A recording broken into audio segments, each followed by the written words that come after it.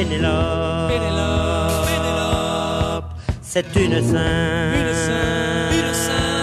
mais si elle feinte, c'est une varlope, grand rabot à poignée qui se manie à deux mains. Pénélope dans son village est penchée sur son ouvrage. Elle enfile un fil dans un petit trou, elle coud, elle coud, elle coud.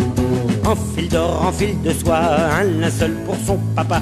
En attendant qu'Ulysse revienne de la ville de Troie et des Troyennes. Ouais, on parle toujours de sa fidélité, mais en fait on ne sait pas ce qui s'est passé.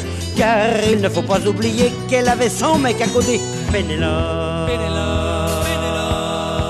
c'est une sainte, mais si elle feinte, c'est une cocotte, terme d'encouragement adressé à un cheval. Les uns disent elle est fidèle, de la vertu c'est le modèle. Les autres n'ont qu'un mot à la bouche, elle couche, elle couche, elle couche.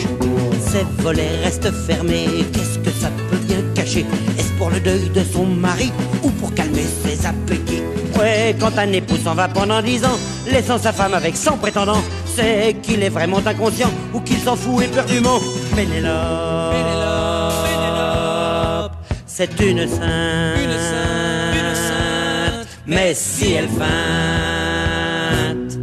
c'est une carotte, belle plante potagère à racines pivotantes, riche en sucre. Prenait-elle pour rester seule du bromure dans son tilleul? Et plutôt que des hommes dans sa couche, des douches, des douches, des douches. Oh, on ne le saura jamais. Dès qu'Ulysse réapparaît, par un orgueil bien masculin, il supprime tous les témoins. Ouais, la Pénélope, elle a bien laissé faire. Ni vu ni connu, je t'embrouille mon pépère. Avec du fil et une aiguille, c'est fou ce qu'une femme vous entortille. Pénélope, c'est une sainte, mais si elle feinte, c'est une philanthrope, personne qui aime tous les hommes.